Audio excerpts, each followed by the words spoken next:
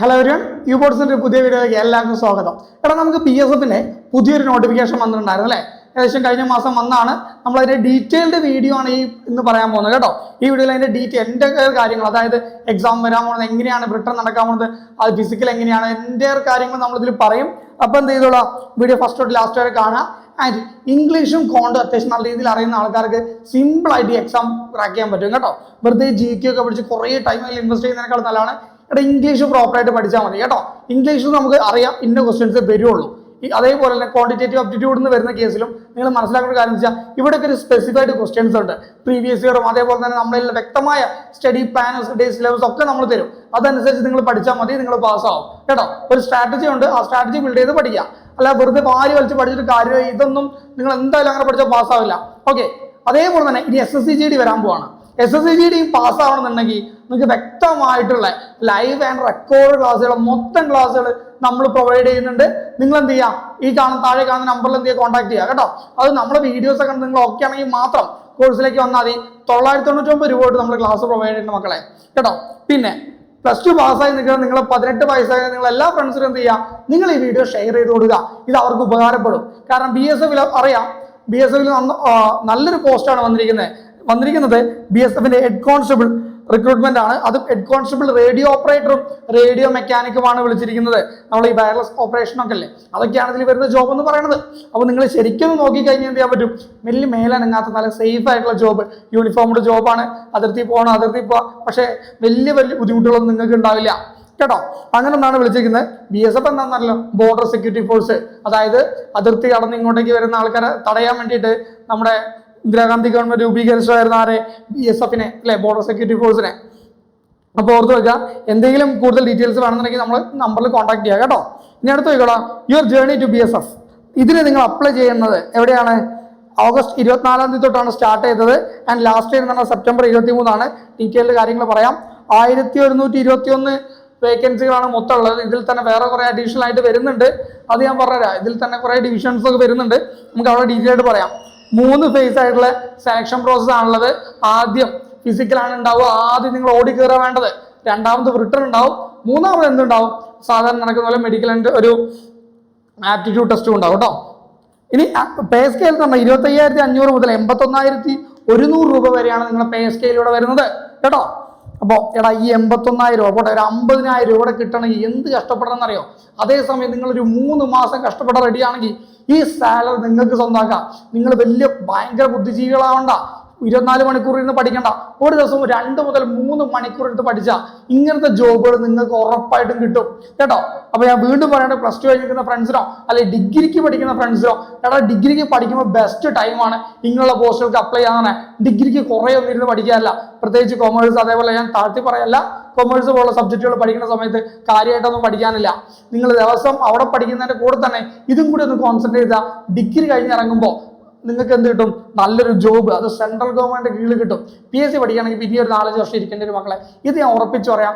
Degree first ഇയറോ second ഇയറോ തൊട്ടൊരു കുട്ടി പഠിക്കുകയാണെങ്കിൽ അത് കഴിഞ്ഞിറങ്ങുമ്പോഴേക്ക് സുഖമായിട്ട് നിങ്ങൾക്ക് ഈ ജോബ് കയ്യിൽ കിട്ടിയിരിക്കും. ആൻഡ് നമുക്ക് പോസ്റ്റുകൾ ഡീറ്റെയിൽ ആയിട്ടുള്ള ക്വാളിഫിക്കേഷനും കാര്യങ്ങളും നോക്കാം. ആദ്യം നമുക്ക് റേഡിയോ ഓപ്പറേറ്റർ നോക്കാം. 2 ഹെഡ് കോൺസ്റ്റബിൾ പോസ്റ്റാണെന്ന് ഓർക്കുക. ഓക്കെ, 10 എക്സാം പാസ്സായിട്ട് അതിൻ്റെ കൂടെ ITI ഉള്ള ആൾക്കാർക്ക് എന്ത് ചെയ്യാൻ പറ്റുന്നതാണ്, ഇതിന് അപ്ലൈ ചെയ്യാൻ പറ്റുന്നതാണ്. ITI in radio and television, electronics, computer operator and program assistant or data preparation. ഇത് ഏതുള്ള ആൾക്കാർക്ക് എന്ത് ചെയ്യാൻ പറ്റുന്നതാണ്, ഇതിന് അപ്ലൈ ചെയ്യാൻ പറ്റുന്നതാണ്. ഞാൻ പറയുന്ന കാര്യങ്ങൾ +2 കഴിഞ്ഞാൽ ഒന്നും കിട്ടിയില്ലെങ്കിൽ ITIക്ക് എങ്കിലും പോകണമെന്ന് ഞാൻ 4 ഈ വർഷം പറഞ്ഞിട്ടുണ്ട്. ITIക്ക് മാക്സിമം ITIയിലെങ്കിലും പോകാൻ ശ്രമിക്കുക കേട്ടോ. അതേപോലെ തന്നെ 12th പാസ്, അതും 12th പാസ് ആവേണ്ടത് ഫിസിക്സ്, കെമിസ്ട്രി, മാത്സ് ഒക്കെ വരുന്ന സയൻസ് സബ്ജക്റ്റ് ആണ്. എല്ലാ +2നും ഇങ്ങോട്ടേക്ക് പോകാൻ പറ്റില്ല കേട്ടോ. അത് ഓർത്ത് വെക്കുക, ശരിക്കും ഓർത്ത് വെക്കുക. അപ്പോൾ ഇനി റേഡിയോ മെക്കാനിക് ആണെങ്കിലും ഇത് തന്നെയാണ് വരുന്നത്. 10 പാസ്സായിട്ടുണ്ടാവണം. അതേപോലെ 2 year ITI in radio, general electronics or computer operator, programming assistant, ഏതെങ്കിലും ഒരു സ്ഥാനത്തിൽ നിങ്ങൾക്ക് ഒരു ട്രേഡിൽ ITI സർട്ടിഫിക്കറ്റ് ഉണ്ടാവണം. അതേപോലെ തന്നെ 12th പാസ്സായിട്ടുണ്ടാവണം. ഇത് ഫിസിക്സ്, കെമിസ്ട്രി, മാത്സ് ഒക്കെ കോംപ്ലിമെന്ററി ആയിട്ട് പഠിച്ചിട്ടുണ്ടാവണം. എല്ലാ സയൻസ് ഗ്രൂപ്പിനും അപ്ലൈ ചെയ്യാം. സയൻസ് ഗ്രൂപ്പിന് മാത്രമേ അപ്ലൈ ചെയ്യുള്ളൂ. എല്ലാ +2 ഹ്യൂമാനിറ്റീസ്, കൊമേഴ്സ് ആർക്കൊന്നും അപ്ലൈ ചെയ്യാൻ പറ്റില്ല കേട്ടോ. അങ്ങനെ മൊത്തം പോസ്റ്റ് 910 വന്നിരിക്കുന്നത് റേഡിയോ ഓപ്പറേറ്ററിനും 211 വന്നിരിക്കുന്നത് റേഡിയോ മെക്കാനിക്കിനുമാണ് വന്നിരിക്കുന്നത്. ഓക്കെ, ഇതിന്റെ കൂടെ TLA ഒരു അപ്ഡേഷൻ വന്നിട്ടുണ്ട്. SSCയുടെ എക്സാം അടുത്ത 3 മാസം കൊണ്ട് വരാൻ പോവാണ്. ഓക്കെ, TNന്റെ വീഡിയോ നമ്മൾ ഉടനെ ചെയ്യുന്നതാണ്. SSCയുടെ വെണ്ടറൊക്കെ ചേഞ്ച് ചെയ്തിട്ടുണ്ട്. അതിൽ കുറച്ച് കാര്യങ്ങൾ അപ്ഡേറ്റ് ചെയ്ത് അതിന്റെ വീഡിയോ ഞാൻ പെട്ടെന്ന് ചെയ്തു തരാം കേട്ടോ. അപ്പോൾ കൂടുതൽ വിവരങ്ങൾക്ക് വേണ്ടിയിട്ട് അപ് ടു ഡേറ്റ് ആയിരിക്കാൻ വേണ്ടി എന്ത് ചെയ്യാം, നമ്മുടെ ചാനൽ ഒന്ന് സബ്സ്ക്രൈബ് ചെയ്യണേ. പിന്നെ കരിയർ ഓപ്പർച്യൂണിറ്റി എന്ന് പറയുന്നത്, എടാ നിങ്ങളിവിടെ കയറി കഴിഞ്ഞ് കഴിഞ്ഞാൽ ഡയറക്റ്റ് റിക്രൂട്ട്മെന്റ് ഓപ്പർച്യൂണിറ്റി ആണ്. അതേപോലെ തന്നെ ഡിപ്പാർട്ട്മെന്റൽ പ്രൊമോഷൻ പാത്വേസ് ഉണ്ടാവും. Essential role in border security ഫോഴ്സിൽ വളരെ ഇമ്പോർട്ടൻ്റ് ആയിട്ടുള്ള റോളാണ് radio mechanic and radio operator എന്ന് പറഞ്ഞു കഴിഞ്ഞാൽ. 910 വേക്കൻസീസ് ആണ് അവിടെ ഉള്ളത്. ഓക്കെ, പിന്നെ head constable in radio mechanic 211 വേക്കൻസിയിലുള്ള സ്പെഷ്യലൈസ്ഡ് ഇൻ ടെക്നിക്കൽ പൊസിഷൻസ് ആണ്. ഓക്കെ, ടെക്കിൽ കുറച്ച് കഴിവുള്ള പിള്ളേർ എന്തായാലും ഇതിൽ പോയിക്കോളാം. പിന്നെ എക്യുപ്മെന്റ് മെയിൻ്റനൻസ് ആണ് ഇവിടെ റെസ്പോൺസിബിലിറ്റി. ക്രിട്ടിക്കൽ സപ്പോർട്ട് ഓപ്പറേഷൻസ് ഒക്കെയാണ് ഇവിടെ ഉണ്ടാവുക കേട്ടോ. പിന്നെ അടുത്തത് നമുക്ക് ഡീറ്റെയിൽഡ് വേക്കൻസി നോക്കാം. വേക്കൻസി എന്ന് പറയുന്നത് ഹെഡ് കോൺസ്റ്റബിൾ ROയ്ക്ക് വരുന്നത്, എടാ ഇവിടെ വേറെ കുറേ എക്സ് സർവീസ്മാൻ അതേപോലെ തന്നെ വേറെ കുറേ ഇത് പോകുന്നുണ്ട്. അങ്ങനെ എല്ലാം കൂടെ വരുന്നത് അൺറിസർവ്ഡിന് ഏകദേശം എല്ലാം കൂടെ വരുന്നത് 276 വേക്കൻസിയാണ്. എക്കണോമിക്കൽ EWSന് 59 വേക്കൻസി, OBCക്ക് വരുന്നത് 350 വേക്കൻസിയാണ്.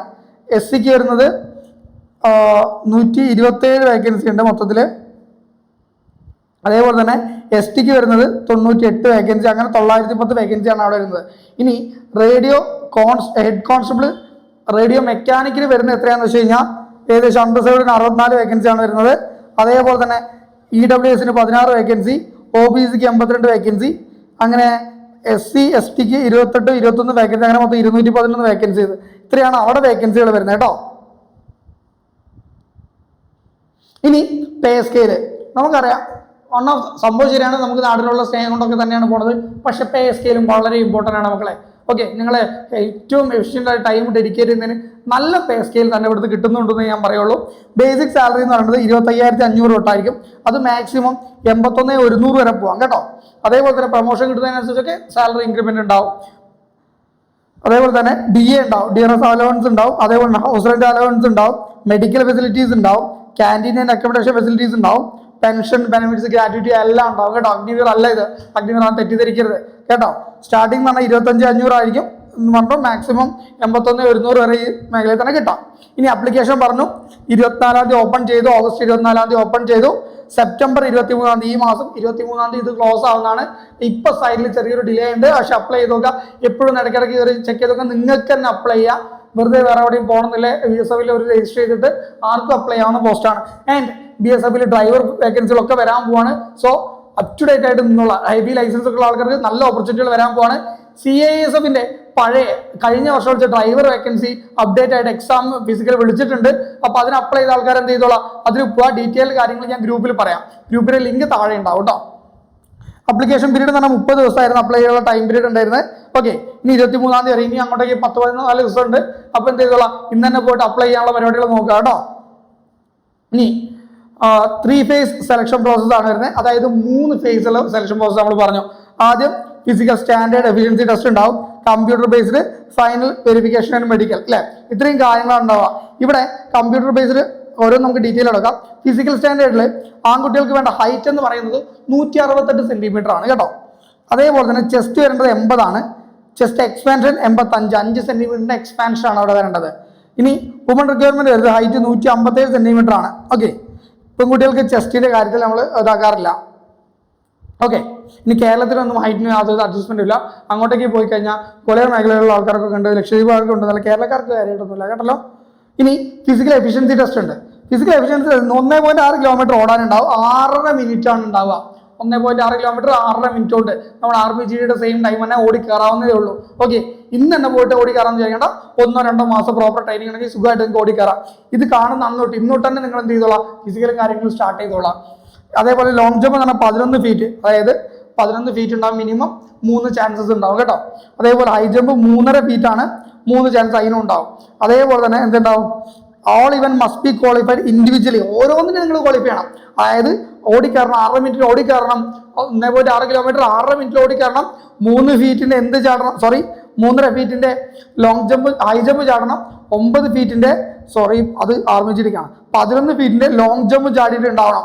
എങ്കിൽ മാത്രം ഇങ്ങനെ ഇൻഡിവിജ്വലി എല്ലാത്തിനും ക്വാളിഫൈ ചെയ്താൽ മാത്രമേ നിങ്ങൾ പാസ്സാകത്തുള്ളൂ, ഇല്ലെങ്കിൽ ഫെയിലാവും. ഏതെങ്കിലും ഒന്നിന് ഫെയിൽ ആയി കഴിഞ്ഞാൽ 3 ചാൻസ് തരും, മറ്റേതിന് 2നും. അതിൽ ഏതെങ്കിലും ഒരു സാധനം എന്ത് ചെയ്താൽ മതി, 3 ഏതെങ്കിലും ഒന്ന് ശരിയാക്കിയാൽ മതി, ചാടി കയറിയാൽ മതി, രക്ഷപ്പെട്ടു പോകും. പിന്നെ വുമൻസിനാണെങ്കിൽ 800 മീറ്റർ 4 മിനിറ്റ് ആണ്, സുഖമായിട്ട് കയറാം മക്കളെ. 400 മീറ്ററിന്റെ 2 റൗണ്ട് സുഖമായിട്ട് ഓടി കയറാം, ഒരു ടെൻഷൻ വേണ്ട. ലോങ് ജമ്പ് 9 ഫീറ്റ് ആണ് വരുന്നത്, 3 ചാൻസ് ഉണ്ടാവും. ഹൈ ജമ്പ് വരുന്നത് 3 ഫീറ്റ് ആണ് വരുന്നത്, 3 ഫീറ്റിന് 3 ചാൻസുകൾ ഉണ്ടാവും കേട്ടോ. ഓക്കെ, ഇവർ ജസ്റ്റ് ക്വാളിഫൈ ചെയ്താൽ മതി, മാർക്കോ കാര്യങ്ങളൊന്നും ഉണ്ടാവില്ല കേട്ടോ. അതേപോലെ തന്നെ ഫേസ് 2 വരുന്നത് കമ്പ്യൂട്ടർ ബേസ്ഡ് സ്ട്രക്ചർ ആണ്. കമ്പ്യൂട്ടർ ബേസ്ഡ് വരുന്ന വെച്ചാൽ 100 ക്വസ്റ്റ്യൻസ് ഉണ്ടാവും, അതായത് 100 മൾട്ടിപ്പിൾ ചോയ്സ് ക്വസ്റ്റ്യൻസ് ഉണ്ടാവും. ഇവിടെയാണ് നമ്മളെ ഹൈലൈറ്റ്. 100 ക്വസ്റ്റ്യൻസിൽ 40 എണ്ണം ഫിസിക്സ് എന്നായിരിക്കും, 80 ആണ് വെയിറ്റേജ്. ഓരോ ക്വസ്റ്റ്യനും 1/2 ആണ് വരുന്നത്, 2 മാർക്ക് ഇതാണ് വരുന്നത്. അങ്ങനെ 100 ക്വസ്റ്റ്യൻസ് 200 മാർക്ക്, ഇതാണ് വരുന്ന സാധനം കേട്ടോ. 100 ക്വസ്റ്റ്യൻസ് ഉണ്ടാവും, 200 മാർക്കും കേട്ടോ. ആൻഡ് മാത്തമാറ്റിക്സിന് 20 ക്വസ്റ്റ്യൻസ് ഉണ്ടാവുക, 40 മാർക്ക്. എടാ ഇവിടെ എന്തുകൊണ്ടായിരിക്കും ഫിസിക്സിന്ന് ഇത്രയും ക്വസ്റ്റ്യൻസ് വന്നേ? കാരണം ഇവിടെ നടക്കുന്നത് റേഡിയോ മെക്കാനിക് പോസ്റ്റിലേക്കാണ് നിങ്ങൾ പോണേ. ഇവിടെ എന്താണ് റേഡിയോസ് എങ്ങനെ പോണേ, വേവ് തരംഗ രൂപത്തിലൊക്കെ പോണേ അല്ലേ. അപ്പൊ അതിനെക്കുറിച്ചുള്ള കുറേ കാര്യങ്ങൾ ഫിസിക്സിലെ കുറേ കൺസെപ്റ്റ് ഇവിടെ അറിഞ്ഞിട്ടുണ്ടാവണം. ഫ്രീക്വൻസി എന്താണ്, അതുപോലെ തന്നെ അതിന് ഡെപ്ത് കാര്യങ്ങളൊക്കെ നിങ്ങൾക്ക് ഇവിടെ അറിഞ്ഞിട്ടുണ്ടാവണം. സോ ഇത് ടെക്നിക്കലായിട്ട് കുറച്ചും കൂടി സ്കില്ലുള്ള ആൾക്കാർ മാക്സിമം ഇത് ഒപ്റ്റിമൈസ് ചെയ്യുക. എല്ലാവരുടെയും കപ്പ് ഓഫ് ടീ അല്ല. ഓക്കെ, അത് നിങ്ങൾ മനസ്സിലാക്കണം. ചില ആൾക്കാർക്ക് ഡ്രൈവിംഗ് ഇഷ്ടമുള്ള ആൾക്കാർ ഡ്രൈവിംഗിന് എക്സാം വരുന്നുണ്ട്, അതിന് പ്രിപ്പയർ ചെയ്യാം. ടെക്നിക്കൽ ഏരിയയിൽ സ്കില്ലുള്ള ആൾക്കാർ ടെക്നിക്കലി പ്രിപ്പയർ ചെയ്യാം. അല്ലാത്ത ആൾക്കാർ ഒരിക്കലും 100% ഡെഡിക്കേറ്റ് ആയിട്ട് നിങ്ങൾ ഇഷ്ടമല്ലാത്ത ട്രെയിനിന് പ്രിപ്പയർ ചെയ്യണ്ട. ഞാൻ അങ്ങനെ പറയുള്ളൂ. മാക്സിമം നിങ്ങൾ പോയിട്ട് എക്സാം അറ്റൻഡ് ചെയ്യുക, ഫിസിക്കൽ അറ്റൻഡ് ചെയ്യുക, അതൊരു എക്സ്പീരിയൻസ് ആണ്. പക്ഷെ ഇതിന് നിങ്ങൾക്ക് നിങ്ങളുടെ ഒരു ആപ്റ്റിറ്റ്യൂഡ് ഏരിയ അല്ലെങ്കിൽ വല്ലാണ്ട് നിങ്ങൾ കോൺസെൻട്രേറ്റ് ചെയ്യരുത് മക്കളെ കേട്ടോ. പിന്നെ 20 ക്വസ്റ്റ്യൻസ് ഉണ്ട്, മാത്സ് ആണ് 40 mark, 20 chemistry questions 40 mark, 20 English and GK. Okay, ഇംഗ്ലീഷും GK എന്ന് അങ്ങനെ 40 മാർക്കിനുണ്ടാവും. ഇംഗ്ലീഷിന് ഒരു 10 ചോദ്യങ്ങളും GK ഒരു 8 ചോദ്യങ്ങളും GK ഒരു 12 ചോദ്യങ്ങളും ആ ഒരു ലെവലിലൊക്കെയാണ് ഉണ്ടാവുക കേട്ടോ. പിന്നെ ഇംഗ്ലീഷിലും ഹിന്ദിയിലായിരിക്കും നിങ്ങൾക്ക് എന്തുണ്ടാവുക, ഇതിന്റെ എക്സാംസ് കണ്ടക്ട് ചെയ്യുക കേട്ടോ. ഇനി അടുത്തത് എക്സാം ഓവർവ്യൂ നമുക്ക് മൊത്തത്തിൽ നോക്കാം. ഞാൻ നേരത്തെ പറഞ്ഞു 100 ക്വസ്റ്റ്യൻസ് 4 സബ്ജക്ട്, 200 മാർക്ക്, ഒരു ക്വസ്റ്റ്യൻ 2 മാർക്ക് വീതം, 2 മണിക്കൂർ ഡ്യൂറേഷൻ. ഒരു ക്വസ്റ്റ്യന് ഏകദേശം നിങ്ങൾക്ക് എത്ര കിട്ടും, 1.5 മിനിറ്റ് മേലെ കിട്ടും കേട്ടോ. ഇനി objective type and multiple choice format ആയിരിക്കും. ഇനി അതുപോലെ തന്നെ സെലക്ഷൻ പ്രോസസ്, റിട്ടൺ എക്സാം ഞാൻ പറഞ്ഞു, ഫിസിക്കൽ ഉണ്ടാവും, ഫിസിക്കൽ എഫിഷ്യൻസി ഉണ്ടാവും, അതേപോലെ ഡോക്യുമെന്റ് വെരിഫിക്കേഷൻ, മെഡിക്കൽ. ഈ 4 പ്രോസസ് കഴിഞ്ഞാൽ എന്ത് ചെയ്യും, നിങ്ങൾ അതിൽ സെലക്ട് ആവും. ഇനി ക്വാളിഫൈങ് മാർക്ക് എന്ന് പറയുന്നത് ജനറൽ OBC EWSന് 38%, 200-ന് 38% അവിടെ വാങ്ങിയിട്ടുണ്ടാവണം. ഓക്കെ, ഒരു 65 മാർക്ക് 100 മാർക്കിന്റെ ഇടയിൽ വാങ്ങാൻ മാക്സിമം ശ്രമിക്കുക കേട്ടോ. SC/STക്ക് 33%, എക്സ് സർവീസ്മാൻ 20%, നെഗറ്റീവ് മാർക്കിംഗ് -0.25 വെച്ച് കുറയും. അതായത് 0.25 1/4 മാർക്ക് വെച്ച് ഓരോ തെറ്റ് വെച്ചിട്ടും കുറയും. ഇനി സബ്ജക്ട് വൈസ് ക്വസ്റ്റ്യൻ ഡിസ്ട്രിബ്യൂഷൻ എന്ന് പറഞ്ഞാൽ ഏറ്റവും ക്വസ്റ്റ്യൻസ് നമ്മൾ പറഞ്ഞു ഫിസിക്സ് എന്നാണ് വരുന്നത്. ഓക്കെ, 40 ക്വസ്റ്റ്യൻ 80 മാർക്സ് വരുന്ന ഇവിടുന്നാണ് ഫിസിക്സ് എന്നാണ് വരുന്നത്. പിന്നെ മാത്സ് ഉണ്ടാവും, പിന്നെ കെമിസ്ട്രി, പിന്നെ GK. ഇങ്ങനെയാണ് സബ്ജക്റ്റിന്റെ ആ ഒരു ഓറിയന്റേഷൻ വരുന്നത്. ഇത് മറക്കരുത്. ഈ ഒരു വെയിറ്റേജിൽ വേണം നിങ്ങൾ പ്രിപ്പയർ ചെയ്യാൻ വേണ്ടിയിട്ട് കേട്ടോ. ഇനി അതേപോലെ ഫിസിക്സിന്റെ സിലബസ് ഓവർവ്യൂ ഞാൻ നല്ല ഡീറ്റെയിൽ ആയിട്ട് കൊടുക്കുന്നത്, ഏതൊക്കെ ഫിസിക്സിന്റെ ഏതൊക്കെ ഭാഗത്തുനിന്ന്, ഇത് എവിടെയും കിട്ടത്തില്ല. ഇത് യുബോർട്സിന്റെ വീഡിയോ എന്നല്ലാതെ വേറെ എവിടെയും കിട്ടത്തില്ല. അതുകൊണ്ടാണ് ഞാൻ എപ്പോഴും പറയുന്നത്, വേറെ ഏത് വീഡിയോ കണ്ടിട്ടുണ്ടെങ്കിലും കുഴപ്പമില്ല, ഇങ്ങോട്ട് നിങ്ങൾ വന്നിട്ടേ പോകാവൂ. വേറെ ആരുടെ കുറേ ആൾക്കാർ ഇതുപോലെ നോട്ടിഫിക്കേഷൻ വീഡിയോ കൊടുക്കുന്നുണ്ട്. പക്ഷെ ഇത്രയും ഇൻഡെപ്തിൽ വരുന്ന ടോപ്പിക്കുകൾ നമ്മൾ മാത്രമേ നിങ്ങൾക്ക് തരുള്ളൂ.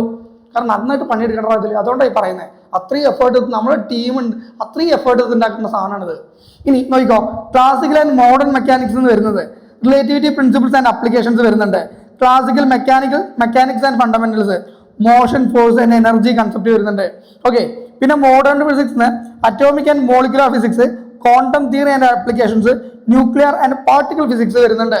ഓക്കെ, അതേപോലെ തന്നെ electromagnetics and electronics, electromagnetic field theory, electronic circuits and devices, current, voltage and resistance.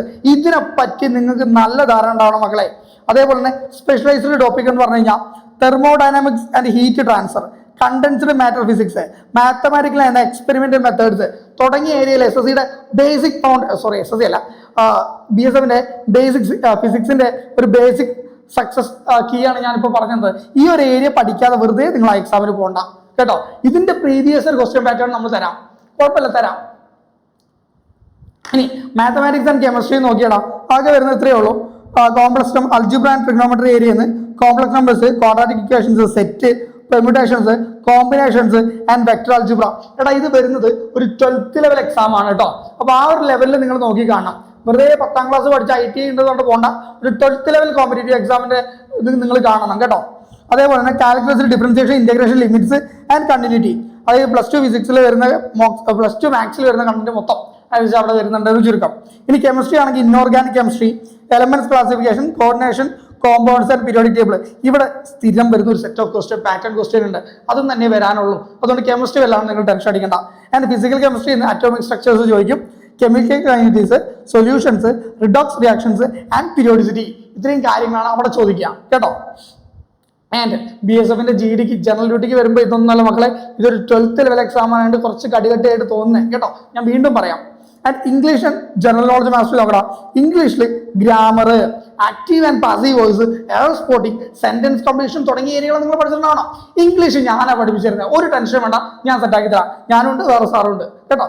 പിന്നെ vocabulary, synonyms, antonyms, idioms and phrases. വെക്കാബുലറിന്ന് ഇതൊക്കെ എടാ ഇംഗ്ലീഷിൽ ഒരു പ്രത്യേകത എന്താണെന്ന് വെച്ച് കഴിഞ്ഞാൽ നമുക്ക് കൂടുതലും എറർ സ്പോട്ടിങ് അല്ലെങ്കിൽ ഒരു പാരാഗ്രാഫിൽ നിങ്ങൾ തെറ്റെടുത്ത് എഴുതാൻ അല്ലെങ്കിൽ അങ്ങനത്തെ എന്തെങ്കിലും കാര്യങ്ങളാണ് നമുക്ക് കിട്ടുക.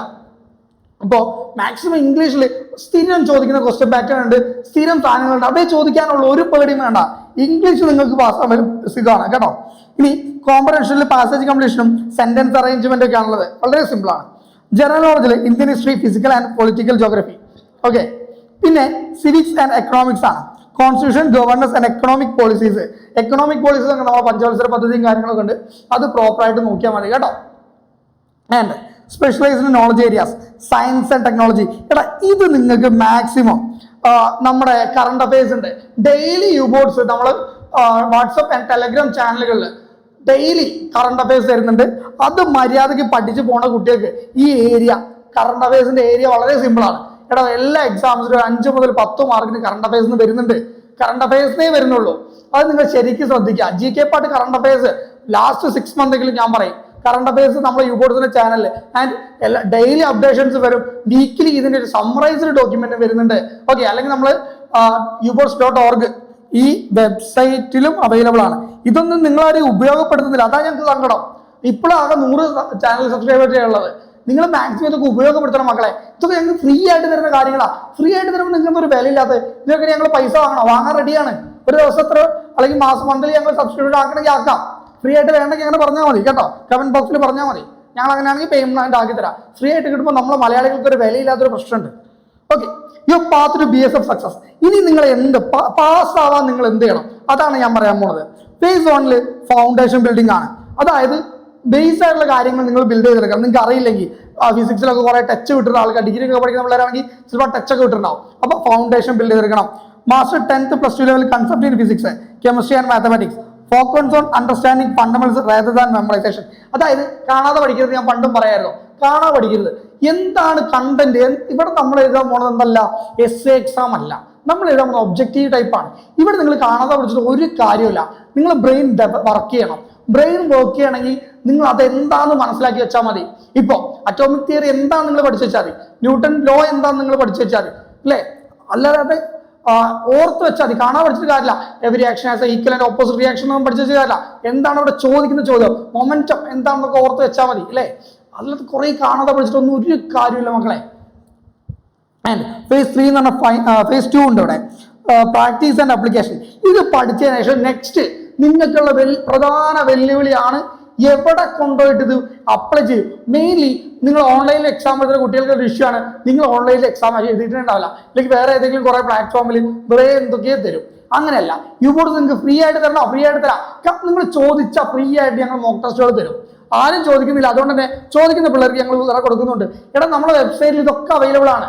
വെബ്സൈറ്റിൽ നിങ്ങൾ ഫ്രീ ആയിട്ട് വേണമെന്നാൽ വെബ്സൈറ്റിൽ ഞങ്ങൾ പബ്ലിക് ആക്കി തരും. പെയ്ഡ് വേറെ ഉണ്ട്.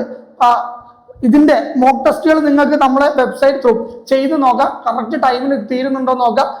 ഇവിടെ തരുന്ന ടൈം എത്രയാണോ അതേ ടൈമിൽ ഞങ്ങൾ നിങ്ങൾക്കും തരും കേട്ടോ. ഇതേ മെത്തേഡിലായിരിക്കും ഞങ്ങൾ എക്സാംസ് കണ്ടക്ട് ചെയ്യുന്നത്. ഇനി work on time management and accuracy to handle negative marking effectively.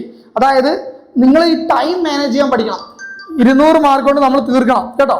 ആ ടൈം കൊണ്ട് നമുക്ക് തീർത്തത് ചെയ്യാൻ പറ്റണം. മൊബൈൽ സൈലൻ്റൊക്കെ മറന്നുപോയി, സോറി. ഇനിയിപ്പോൾ ഈ ഏരിയ ഒഴിവാക്കാനൊന്നും വയ്യ, നേരെ തെറ്റരാം.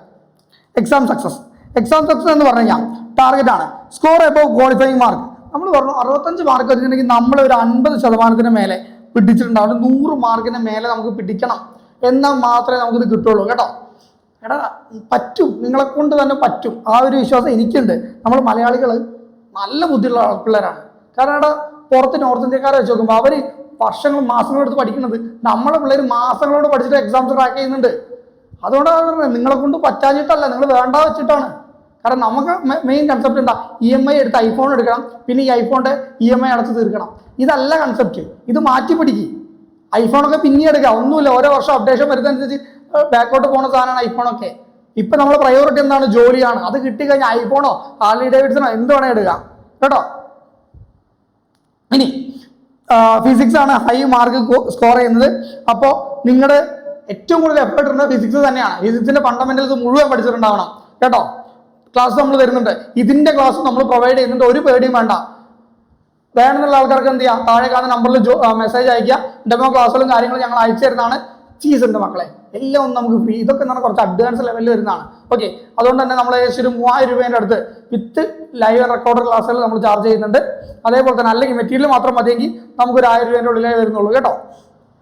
ആൻഡ് ഫൈനൽ അസസ്മെന്റ് കോമ്പണൻസ്, നിങ്ങൾ പഠിച്ചതിന് ശേഷം അവസാനം നിങ്ങൾ ചെയ്യേണ്ട കാര്യങ്ങൾ എന്തൊക്കെയാണെന്ന് വെച്ച് കഴിഞ്ഞാൽ, അതായത് ഡോക്യുമെന്റ് വെരിഫിക്കേഷൻ. നിങ്ങൾ പോകുന്നതിന് മുമ്പ് നിങ്ങളെ ഡോക്യുമെന്റ്സ് മുഴുവൻ സർട്ടിഫിക്കറ്റ്സ്, കൺട്രോൾഡ് ഡോക്യുമെന്റ് സർട്ടിഫിക്കറ്റ്സ് ഒക്കെ ഡീറ്റെയിൽ ആയിട്ട് എന്താണെന്ന് ഞാൻ പറഞ്ഞുതരും ആ സമയമാകുമ്പോൾ.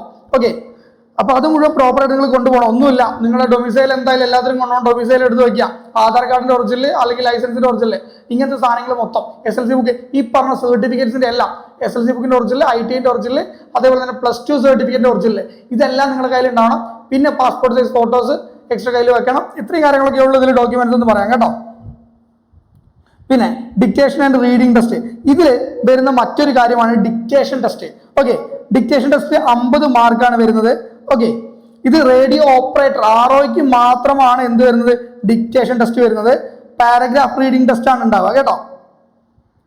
അതായത് ഒന്നെങ്കിൽ നിങ്ങൾക്ക് ഒന്ന് വായിച്ചു തരും, അത് എഴുതുക, അല്ലെങ്കിൽ നിങ്ങൾ വായിച്ചു കൊടുക്കേണ്ടി വരും പാരഗ്രാഫുകൾ കേട്ടോ.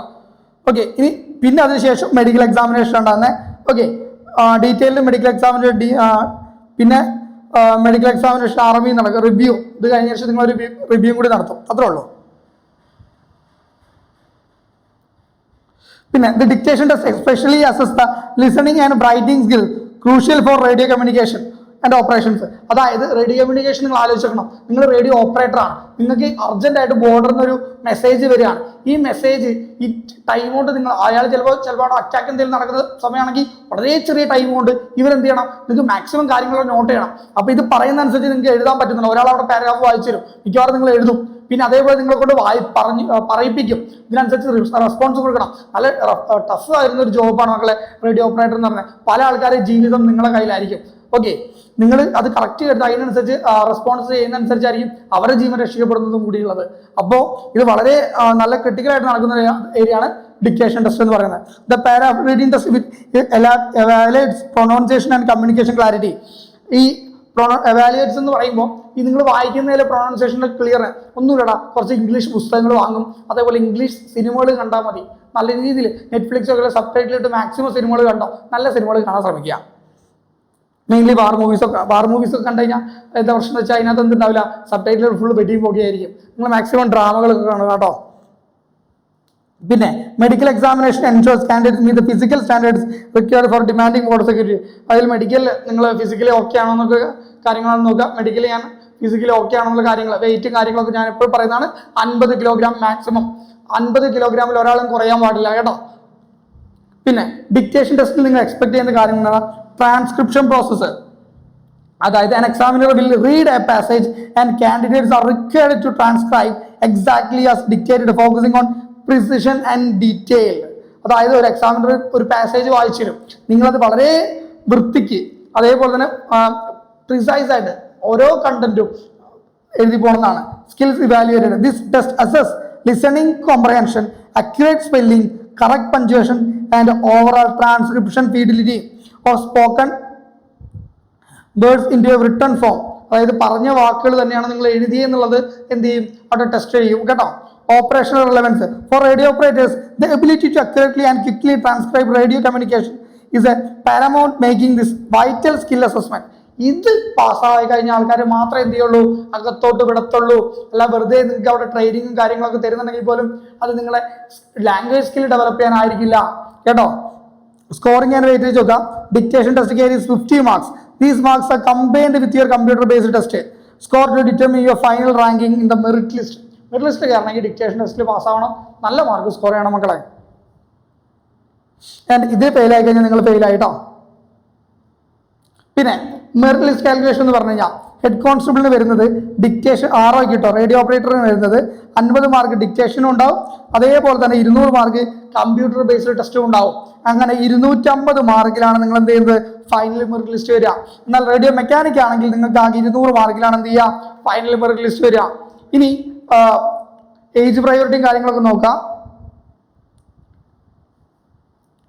ഹയർ ടോട്ടൽ മാർക്സ് നോക്കിയിട്ടായിരിക്കും ആദ്യം എന്ത് ചെയ്യുക നിങ്ങൾ റാങ്ക് ബ്രേക്ക് ചെയ്യുക. ആദ്യം candidate with more total marks in component combined. പിന്നെ ഏജ് പ്രയോറിറ്റി. ഈ marks are equal older candidate preference, അതായത് പ്രായം കൂടിയ ആൾക്ക് കൂടുതൽ പ്രിഫറൻസ് കിട്ടുന്നു ചുരുക്കം. Alphabetical order. Age same. Alphabetical order of a first name determines preference. പണ്ട് നമ്മൾ അഭിജിത്ത് അതേപോലെ തന്നെ അഭിഷേകിനെ കളിയാകുമായിരുന്നു. ഇപ്പോൾ അവർക്കാണ് ഒരു ബെനിഫിറ്റ് ഉള്ളത്. കാരണം ഒരേ മാർക്ക് വരികയാണെങ്കിൽ ഈ ആൽഫബറ്റിക് ഓർഡറിലുള്ള ആൾക്കാരെടുത്ത് മുന്നിലിടും. ഇതൊക്കെ ആക്ച്വലി പഴയ പരിപാടികളാണ്. ഇതൊക്കെ മാറ്റേണ്ട സമയം കഴിഞ്ഞിട്ടുണ്ട് actually. Academic performance 12th ITI candidates higher mark in physics chemistry. ഇതൊക്കെ നിങ്ങൾ ടാലിയിൽ വന്നാലേ ഉള്ളൂ കേട്ടോ, അല്ലെങ്കിൽ ഇതൊന്നും കാര്യമൊന്നുമില്ല കേട്ടോ. അപ്പോൾ ഇത്രയും കാര്യങ്ങളാണ് ഞങ്ങൾക്ക് നിങ്ങളോട് പറയാനുള്ളത്. ആൻഡ് ഇതിൻ്റെ ഡീറ്റെയിൽഡ് കോഴ്സും നമ്മൾ പ്രൊവൈഡ് ചെയ്യുന്നുണ്ട്. അതായത് ഇതുവരെയുള്ള ഈ ഒരു അലോട്ടോട് കൂടി ഏകദേശം എല്ലാ കാര്യങ്ങളും നമ്മളോട് പറഞ്ഞിട്ടുണ്ട്, ഒന്നും വിട്ടുപോയിട്ടില്ല. എന്തെങ്കിലും ആവശ്യങ്ങളുണ്ടെങ്കിൽ ഈ നമ്പറിൽ നമുക്ക് മെസ്സേജ് അയക്കാം. അതല്ലെങ്കിൽ ubots.org നമ്മളെ വെബ്സൈറ്റിൽ കയറി അവിടെ ക്ലാസ്സുകളും കാര്യങ്ങൾ ഡീറ്റെയിൽസ് എല്ലാം ഉണ്ടാവും, അവിടെ നിങ്ങൾക്ക് കാണാവുന്നതാണ്. ഓക്കെ, അപ്പോൾ കൂടുതൽ ക്ലാസ്സുകളും കാര്യങ്ങളും ഏതെങ്കിലും വേണമെന്നുണ്ടെങ്കിൽ, അതേപോലെ നിങ്ങൾ SSC GD നെക്സ്റ്റ് വരുന്ന ആർമി, എയർഫോഴ്സ്, നേവിൻ്റെ എന്തിൻ്റെയും കോച്ചിങ് നോക്കുന്നുണ്ടെങ്കിൽ അതിൻ്റെ എല്ലാം കോച്ചിങ് നമ്മൾ 1 year ഡ്യൂറേഷൻ്റെ, അതേപോലെ നെക്സ്റ്റ് SSC GDയുടെ രക്ഷാ ബാച്ച് എല്ലാം റൺ ചെയ്തുകൊണ്ടിരിക്കുകയാണ്. താല്പര്യമുള്ള ആൾക്കാർ ഇന്ന് തന്നെ എൻറോൾ ചെയ്യാൻ ശ്രമിക്കുക. പിന്നെ +2 പാസ്സായിട്ട് വെറുതെ നടക്കുന്ന നിങ്ങൾ ITIയിലൊക്കെ പഠിക്കുന്ന കൂട്ടുകാരോ അതേപോലെ ഡിഗ്രിക്ക് പോകുന്ന കൂട്ടുകാരൊക്കെ ഉണ്ടെങ്കിൽ അവർക്ക് എല്ലാവർക്കും നിങ്ങൾ ഈ വീഡിയോ ഷെയർ ചെയ്ത് കൊടുക്കുക. നിങ്ങളുടെ ഫ്രണ്ട്സും ലൈഫിൽ സെറ്റിൽ ആവേണ്ടത് ആരുടെ ഉത്തരവാദിത്തം? നിങ്ങളുടെ ഉത്തരവാദിത്തമാണ്.